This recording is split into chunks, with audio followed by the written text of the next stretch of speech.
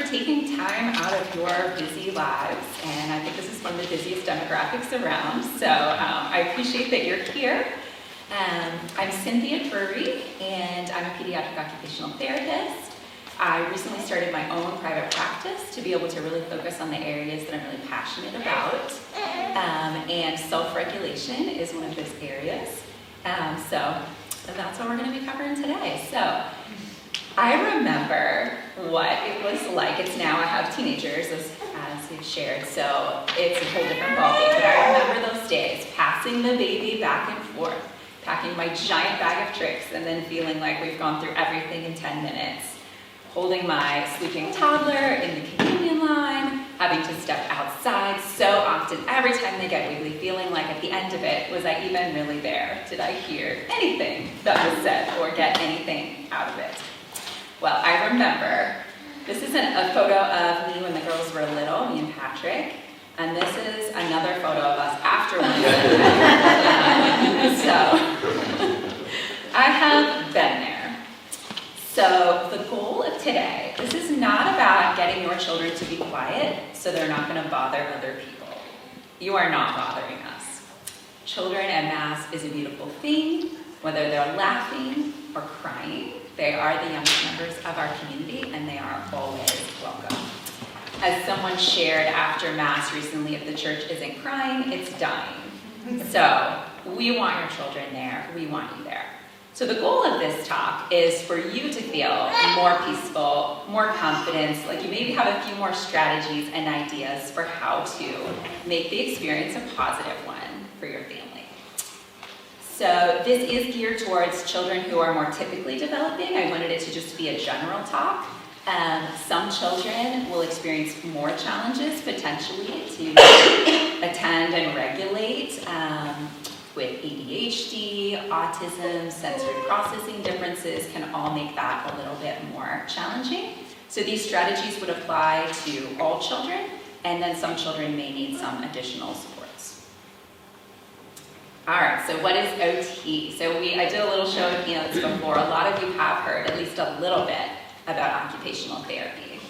So occupational therapists cover a wide variety of areas that have to do with being able to participate in our meaningful occupations. So it's not career counseling. And people will say that, they're like, wait, but kids, they don't have jobs, so what are you doing? Well, children do have jobs. Their job is to play. Their job is to learn. Their job is to learn how to take care of themselves, so how we start getting dressed, brushing our teeth, doing our schoolwork, all of these jobs, learning to eat and feed ourselves. So those are what our children's occupations are. So OTs are professionals where it's our job, if there's a challenge with being able to participate in those activities of a child's world, our job is to figure out what's going on and how can we support them. All right, so what is self-regulation? You know it when you see it. But I like this definition. This is created by two occupational therapists who created a whole program called the ALERT program. How does my engine run? It's about teaching children how their bodies work.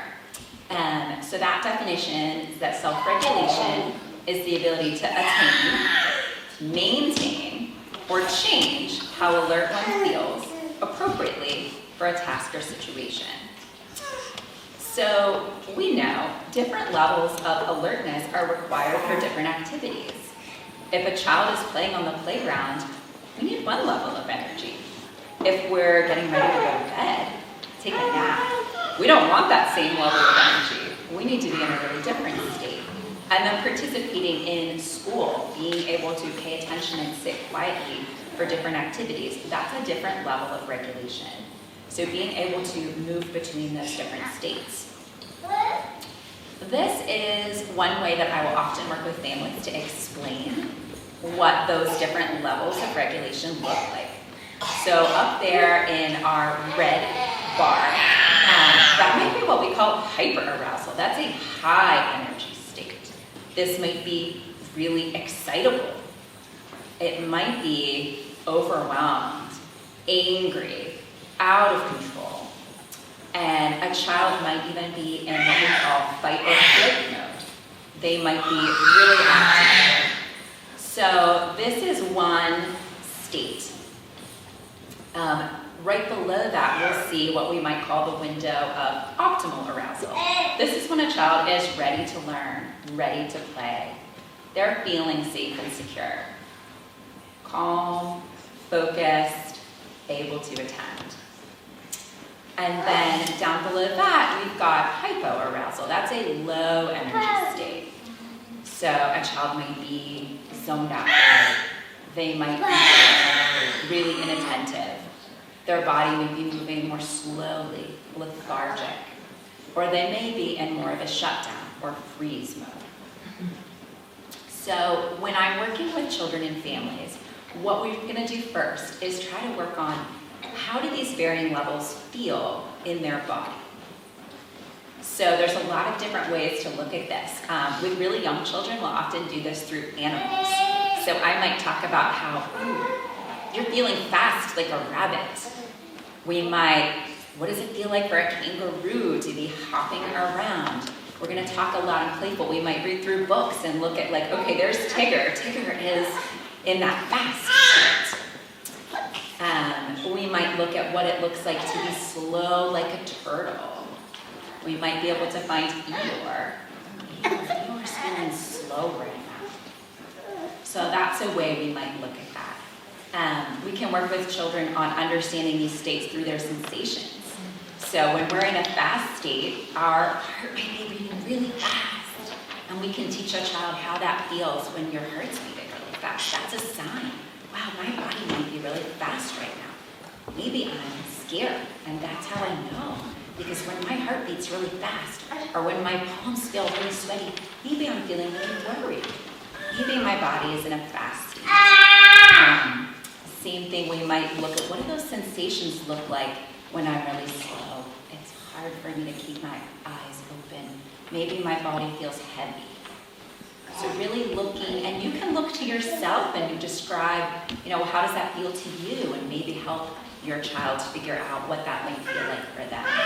And then the same thing in that middle space. Wow, when I feel like I have energy, when I feel like I can listen, when I feel ready to play. We can also talk about this with emotions, how sometimes maybe happy and calm is that middle state. Maybe we're feeling just right. Maybe when we're feeling sad is when maybe our body's slow when we're sad. So we can also look like what these different states look like from different emotions. So this is constantly fluctuating for all of us. So we are all moving in between all of these states all of the time. No one stays in that window of optimal arousal or that just right state all the time. And if you do, I want to know what you're doing so that I can learn from it. But for most of us, let's say maybe just even this morning when your alarm went off, were you in optimal arousal? Or were you maybe thinking, no, I am running very slow. I don't want to get up. I'm having a hard time putting thoughts together right away. Yeah, maybe you felt great when you woke up. Okay, maybe you're trying to get a toddler ready for church while also getting yourself dressed. Maybe that's in a stress state. Maybe you're up a little higher there. Maybe you're stuck in traffic or running behind. Maybe you had a really peaceful moment at communion today, and you were feeling in that just right state afterwards, and it was quiet, and you were really feeling connected and calm. We all go through these all the time. So what can we do in the midst of really, really busy family lives to be able to support our children's regulation when we come to Mass as a family, but also beyond? A lot of the strategies that we'll talk about here today are things that could apply to going to Grandma and Grandpa's house, to going to see a sister's play. So anytime we're going to have to maybe really work on that regulation and intention, these are all things that can apply to a lot of different situations. So I want to talk first about things that you can do to prepare. Before you even walk in the doors here, there are some strategies that you can try to prepare to have that best experience possible. So first we're going to look at what can you do to prepare your child's body.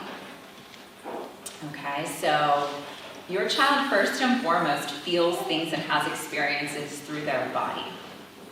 So first, one of the things that's an easy strategy that you can use to prepare your child's body to be able to come and pay attention and regulate is to incorporate a lot of heavy work. So heavy work is something that OTs talk about all the time. Has anyone here heard of heavy work? Okay, oh, we got one. Yeah, we did heavy work. We had 2 foster kids with us, and so we would put one in the laundry basket and the other 2 kids, because we also have a biological daughter, so we had 3 kids that were all the same age. One would be in the laundry basket and the other 2 would be pushing them around the room. They would take turns. I love that. So yes, pushing another child in a laundry basket. Okay, so what is heavy work doing?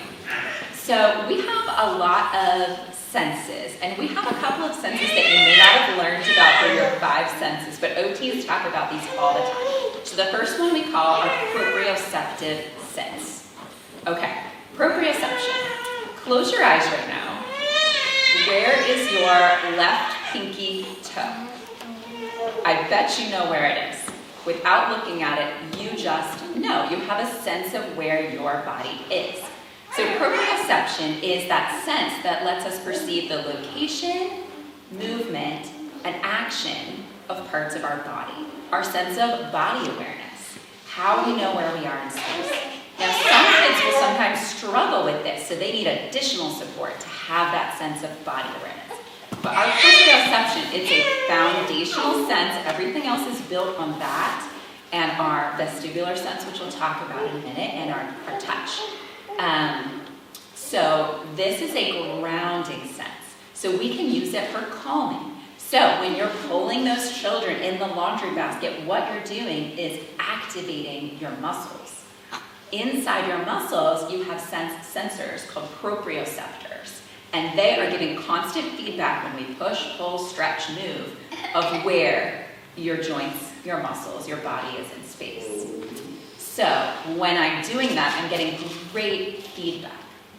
Think of, did any of your babies like to be swaddled when they were little? Squeezing, compression, weighted blankets. This is what that is working with, that sense. And so to be squeezed in a big hug, to get that compression can be really grounding and calming. So for some of you, maybe when you get in that fast state, for me, I like to go for a run. The feeling of the pounding of my body on the pavement and getting constant feedback, it's a great way to calm down. Punching a punching bag. Yeah, so it's not just about getting them tired, or is that part of it too? I mean, that can absolutely, so she has getting tired. Certainly, using our movement is a great strategy. And maybe being, if we are really, really, really high, getting enough physical activity. All children need way more physical activity than they often get in today's world. So absolutely, it can be beneficial to get movement and to get tired, but this is a separate strategy. It really is a way of receiving grounding and calming through our senses. So for example, being under a weighted blanket or getting a hug or a squeeze might not make you feel tired, but it can make you feel calm. So, and for each of these strategies that I'm presenting, this is going to vary wildly based on your child. Some children are going to love a strategy, not love another. It's going to work or not work. So it's really about finding what works for your child. They might say, ooh, I don't want to hug. Or they might not want to, do the laundry basket. But a lot of children, most children are going to benefit from some form of heavy work. So other ways to do this, jumping on a trampoline, that's constant.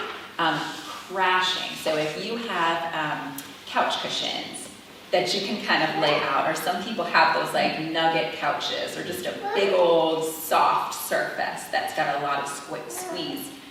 that you can jump onto, okay? For some children, doing 20 jumps onto this soft surface and crashing and getting that input is going to help them get a lot of regulation. Wall push-ups, finding a wall. You can also do this on the floor. We often do this with kids on the wall simply because it's easy. There's almost always a wall and it's not as hard as doing a full push-up on the ground. But pushing against the wall, like try to push the wall away. Or I'm doing 10 of these. Okay, I'm getting really, really active. I'm gonna do 10 push-ups on the wall. Carrying something heavy. So for some kiddos, putting something in their backpack. Let's say they have one of those cute little toddler backpacks. You can just make sure it's full of a few items. Not so much they're gonna fall over, but enough to just give them something. They're working hard. Their muscles, their body is getting input. And then also you can get this through your mouth. So for your kiddo, let's say they're eating, they have good skills now, they're eating solids, they can eat that apple slice, they can eat that carrot stick, that crunching. You know, for a lot of adults, when we're chewing gum, that helps us focus. It's a similar kind of concept. So for some kids, having a smoothie, a kind of a thickish smoothie through a straw, and you really think of how hard you have to suck to do that.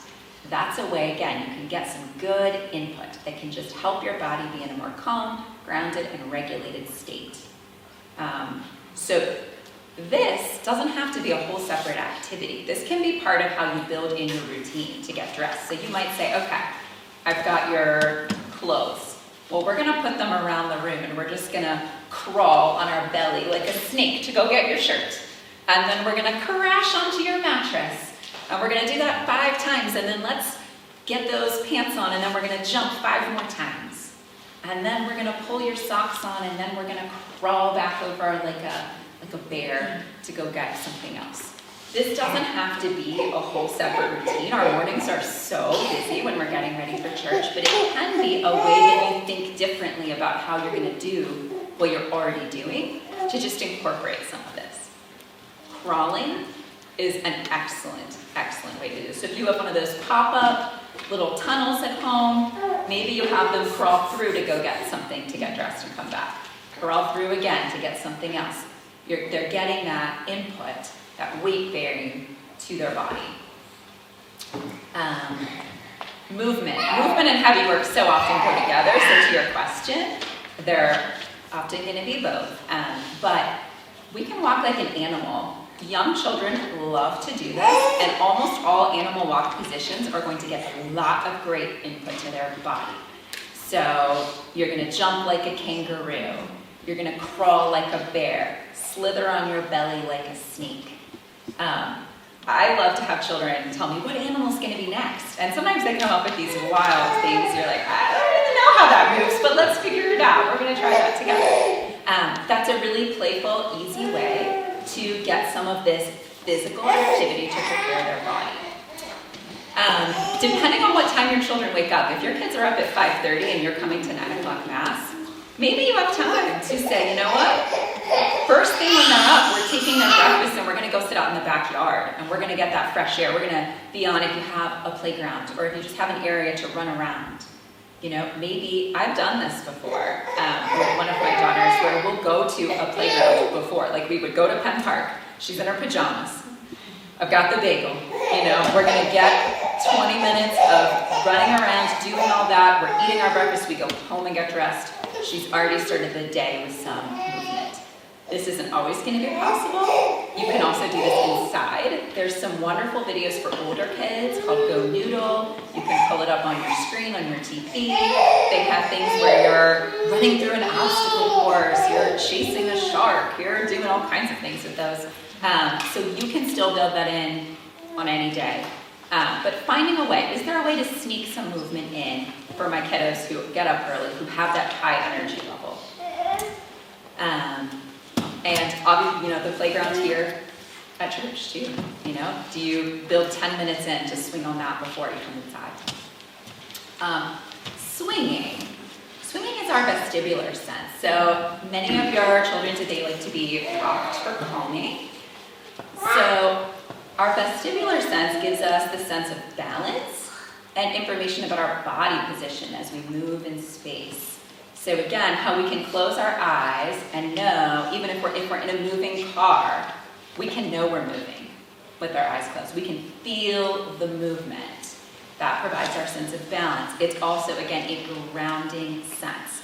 So for children, it can help build that sense and also be very calming to swing. So particularly what we call linear or back and forth swinging. So think just back and forth, how you're rocking your arms, how an older child can be on a swing, going back and forth. That can be really calming. So if we're in a high energy state and we do that, if we're mad, we're stressed, our sibling really activated us earlier, having that opportunity to swing. For children that you can carry and pick up that are a little bit older, you can swing them. You can swing a 3-year-old. Just give them a little bit of that movement. So for kids who are really low energy, really tired, doing a little bit of spinning can be energizing. So maybe they're just going to, spin 3 times like this. Maybe you have a swing where they can do a little, like a tire swing, they can do a little bit. We always want to be careful. We don't want to make them overly dizzy. You really have to watch your child and pay attention to how is this working for them. But that can be a way to kind of get a little more energetic. Most of all, this is about paying attention. Pay attention to your child's cues as you try things. Did this work for them? Did this not work for them? So I might recommend, let's say you're going to try, 4 Sundays in a row. We're going to try a couple different things. We're going to see what worked. Just take a Post-it note or write something on your calendar and be like, ate breakfast in backyard, or stopped and did some swinging at church for 10 minutes before coming to Mass. And then note, how did it go? Just maybe start to look for patterns, like what is working in your family, what's working for your child.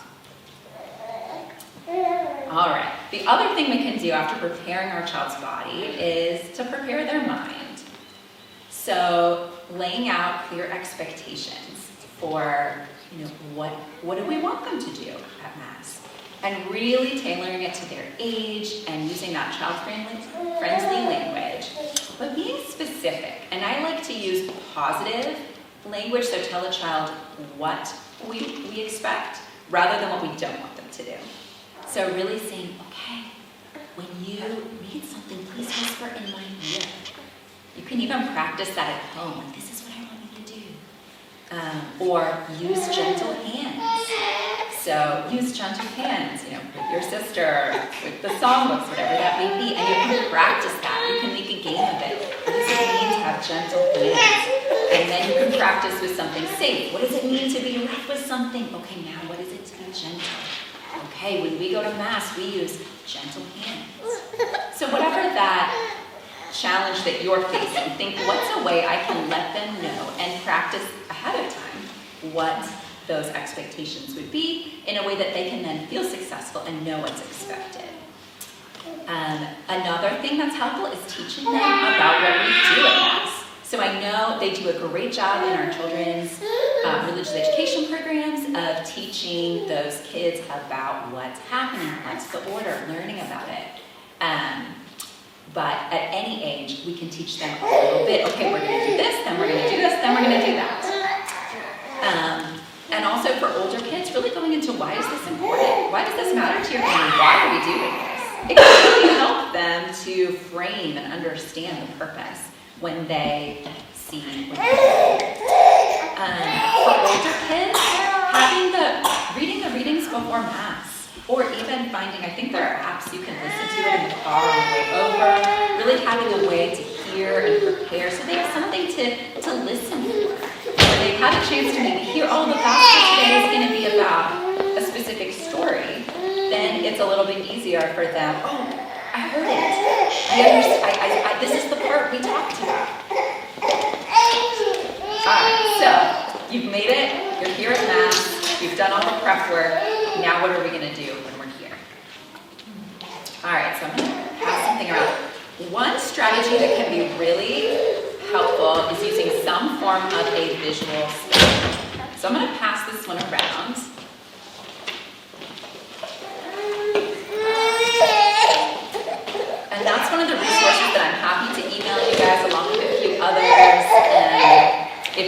interested in that specific one.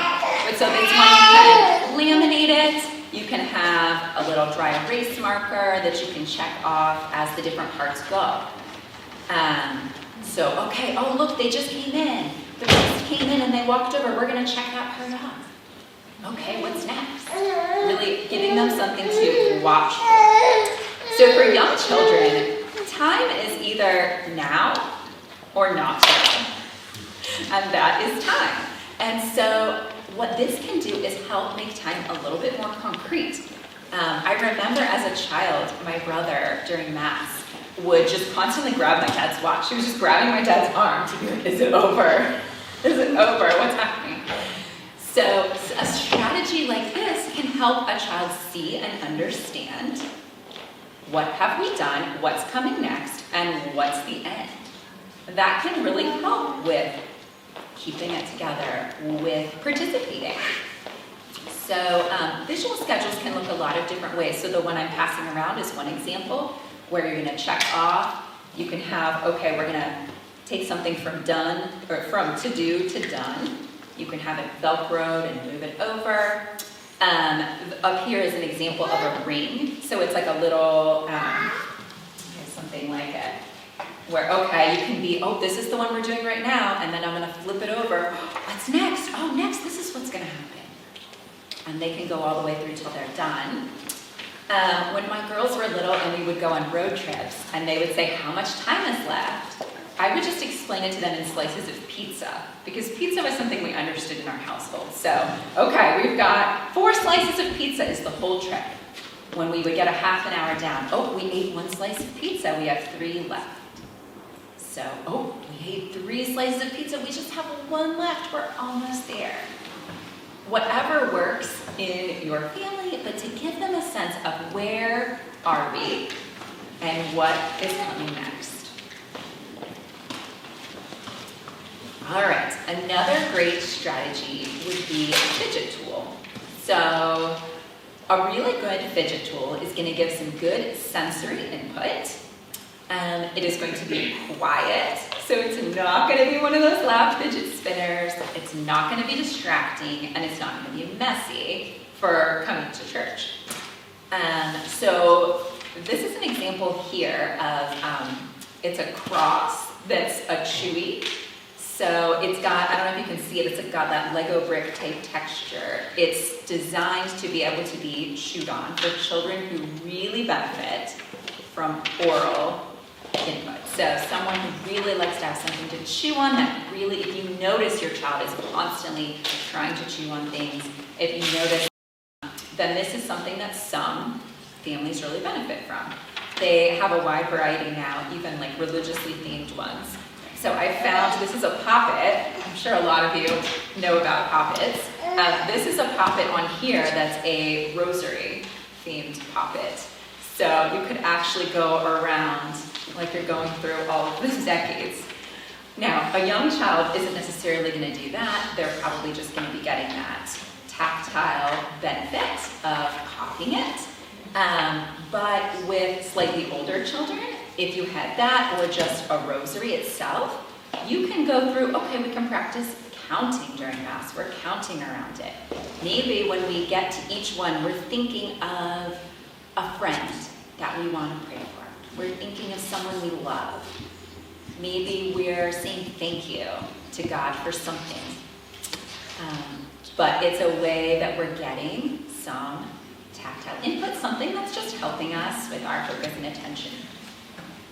So also on here, something to squeeze. So this little picture is of, it's of a balloon with flour inside that you can make at home. You can squeeze them. This is a squeezy ball.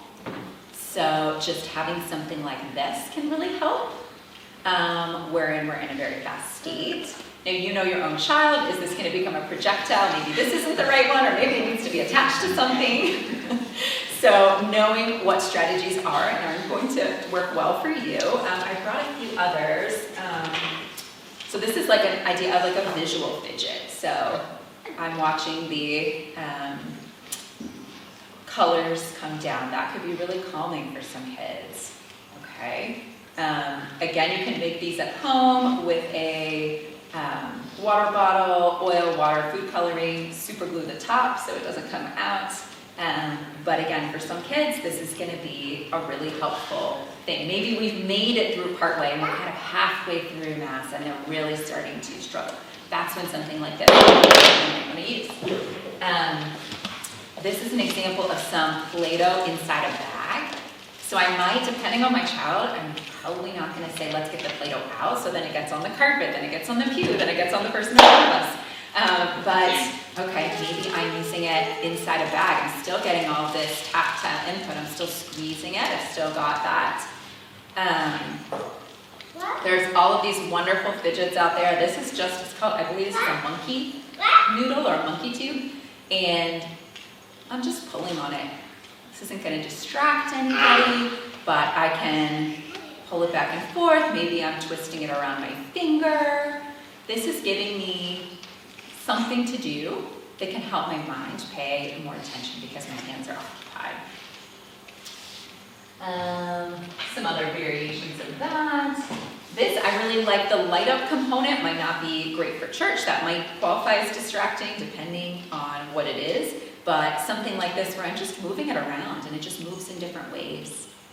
Some of you may have heard of calm strips that you could put on something. You know, it's just, again, something that you can touch. You can also do the same thing with Velcro. You can just get some Velcro or those, contact strips that's going to have like a tactile component and just stick it on something. Quiet, but it gives us something to do. I do recommend having maybe a bag, a backpack, something that you keep for your child so that you have certain special items that are just for Sundays. So it's not something that they're using all the time, so it's just that old thing again. It's maybe something that you say, hey, this is a special thing we're going to use when we come to church, so we're not having it all the time. A few more strategies to try during Mass. Give them a job. Children love to have special jobs. And not only does it give them something to do and a way to participate in their age level, but it also gives them something to look forward to. When's my job coming up? I'm now watching and waiting. So maybe you say to your child, hey, when the choir starts singing, I want you to find the blue book and hand it to me. So, okay, they're listening. Oh, they started singing. Oh, my job, it's here. I'm going to grab the book. I'm going to hand it to mom and dad. Maybe they're an older child who is working with their numbers. And so maybe now their job is also to find the page number. So now they know their job is they have to listen for when they say what page it is. And then they're going to be looking through. Now, you might get the book partway through the song because it might take them some time to page 710. But you're giving them an important job. And all children want to feel that they have an important job within their families. It not only is going to help them feel occupied, but it's going to help them feel connected to the experience of being there. Another one families will often do is passing the basket. Okay, you're going to watch for when the basket's going to come around. It's your job to help pass it, to put our envelope into it, to pass it to the next person. That's a special job. Maybe you say, hey, we're gonna help make sure that everything is clean when we leave. So after, we're gonna look around and we're gonna find any books that are on the floor and we're gonna put them back where they go. Or that's our special job, is we're helping make it beautiful by finding, oh, did we leave anything behind? Let's get good.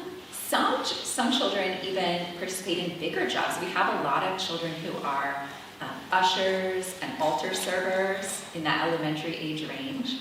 So there might be a bigger way that they want to participate that then helps them feel connected. They have a meaningful, important job. Really, it could be anything, and you can make up your own jobs, but something to give them something to do and to feel connected.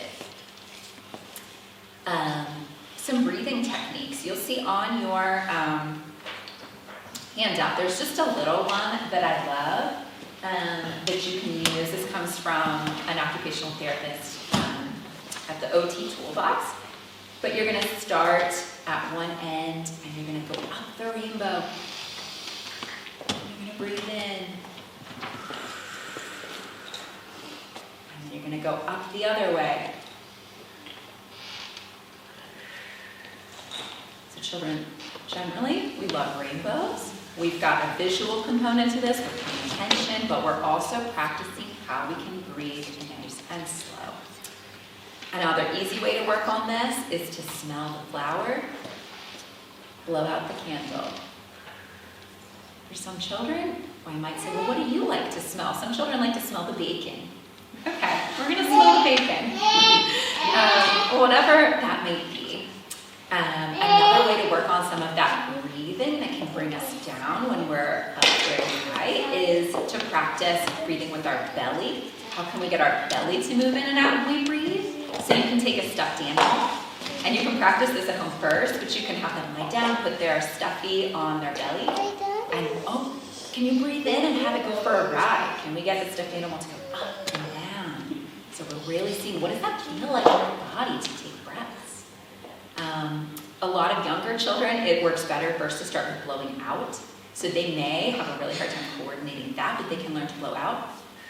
So we're gonna maybe do practices with bubbles. And you can take a bubble wand in your little backpack to go to Mass, and you can decorate it and make it fun, and it's what we use to take our deep breaths. So even though there's no actual bubbles in it, we're gonna practice breathing. Can you get your breath to go through the hole? It's our magic calming wand. So we can incorporate deep breathing even with young kids to learn how to calm ourselves. All right, I know all of you have probably tried coloring books, journals, drawing, so this isn't a new strategy, but a few thoughts maybe of how you can incorporate that, and it's particularly for older kids. Draw what they see that's happening. So look around, be grounded in the moment. Draw the person in front of you. Draw the priest, draw the altar server, draw whatever you can see, draw just the psalm, whatever that may be. We can work on our fine motor skills, but we can do it with the things that are just around us. For older children, have them write down their ideas. Like, did they have a question for you? What was Jesus saying about this? What does that mean? I say, hey, use your journal, write it down. We'll talk about it on the way home. Maybe something they thought, hey, listen for something that you thought was really cool today, and write it down, and we'll talk about it. So again, you're giving them something to listen for, to pay attention to. And I have a friend, and with him, drawing is a way that he prays. So rather than thinking about this as something to do that's just a distraction, we can really think, how can we actually incorporate it to the experience of being there? And last, we already talked a little bit about this, but those hugs and squeezes, if you notice your child is getting just stressed, you might say, okay, what's a way maybe I can give them some of that firm and gentle pressure? Give them those squeezes at their joints, ask if they'd like a hug, and really be thinking of how you can give a little bit more of that compression. You're also giving connection. They're feeling connected to you. All right, so CoRegulation. This is really, with young kids, really how we regulate. We don't expect young children to regulate themselves. They just can't be. For us, it's a relationship. So CoRegulation is the nurturing connection that can support regulation needs. This might be through the use of strategies, tools, and calming techniques. But we're helping them learn to self-soothe, and we're also responding to them. So I like to think of this as sharing in our calm. So like we go back to that sheet slide earlier about being that fast, just right, and slow state. Thinking for you, okay, you're at Mass, your child starts to get really, maybe they're loud, maybe they're really wiggly, and now you're like stressed. You're like, they're gonna disturb somebody, this could get really bad really fast, and I might have to get out of here. First of all, noticing that you are in a fast state. Noticing that. Children are very much connected to the state that we're in. So often the first step before we're working on how to respond to them is to figure out how can we ground ourselves. Maybe we just tell or remind ourselves, I'm happy that I'm here with my children at Mass. I'm welcome here. Reminding yourself that your fellow parishioners are not upset and they are glad that your children are here. So what is it that you need to say or do, or you learn to take your deep breath or whatever works for you to just notice, hey, I'm starting to get a little stressed here. Really bringing ourselves down. It's sharing in our calm. So how do we pay attention to our own regulation, regulate ourselves first, and then we can progress to some moderate, ooh, my body's getting a little bit fast. I'm going to take some deep breaths. Do you want to take some deep breaths with me? Another aspect of this is just validating. So before we go right to trying to change the behavior, first we can validate. It's hard to sit still. Your body is feeling wiggly.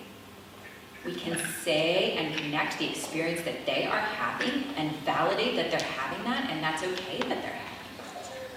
And then together, when we have our connection, when we're regulated, we can work on how to support them. All right, so your handout also includes, other than that deep breathing, just some more strategies for how to co-regulate. So thinking about your own self. What helps you as you're getting ready in the mornings, maybe before? Do you get to take 5 minutes, maybe in the bathroom, maybe just quiet, where you get to center yourself? Being aware of the things that trigger you. Maybe you notice when this one thing happens, that's when I get really stressed.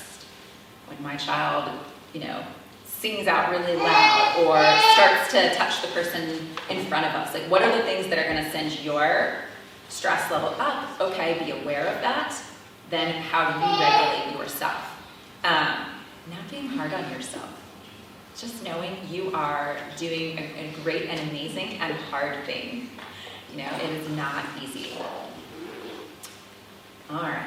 And then lastly, we've made it through. Maybe you had to go out. Maybe you had to step outside a bunch of times. That's okay. You did whatever you needed to do to support your family. Know that your child has probably worked very hard to get through, to focus, to sit, participate, attend, try to participate in those expected behaviors. So knowing, I used to sometimes get into trouble where I think, okay, great, and now we're going to go to the grocery store. And that might be where we go over the edge. So just really being attuned to your child. How hard are they working to do this? And maybe you need to go to the playground outside for those 15 minutes before you can hit the grocery store. Maybe you divide and conquer, and one parent goes to the grocery store and the other one stays. Maybe your child needs just some of your attention. Maybe they just need some of that. They didn't have your full attention. Maybe they need that for a few minutes. Maybe they need to move or play. Whatever that is, just know that they might need to come down from those demands. After Mass, for some of those older kids, we might work on sharing something that they remembered and learned. And if you make this a part of your routine on the drive home, then they can kind of expect it. And so then they actually are listening for something or trying to think of something that meant something to them, that question that they had, something they connected to, and everyone's going to share something on the way home. All right, and then just maybe if you try all of these strategies and you're like, I have been doing this for months, I've done every single one of these things, and none of this seems to be working. And they seem to be having a much harder time than children their own age. Then that might be when, or if your family is just unbelievably stressed, you're like, we are in a stress state all the time about trying to come to Mass or Sisters Play or whatever that may be, these types of experiences, that might be when you reach out to your physician and you say, I feel like we're having a really hard time. Do we need extra support? That might be the time when you go to an occupational therapist or other professional and say, I feel like we're trying everything and nothing is supporting my child, nothing is working. So that would be, you can always reach out to find out, is this age appropriate, is this not age appropriate? If you've got a 2-year-old, it's just going to be, there's expectations. You can't compare that 2-year-old to those older children. But knowing like, wow, we really seem to be having a hard time, you can reach out and get support. All right, so thank you so much for sitting through all of that. I think we have time for maybe a couple of very general questions, and then I'll be here, so if you have more of like a specific question about a situation with your child, with your family, or anything related to OT, I'll stick around for anyone afterwards. So does anyone have any questions?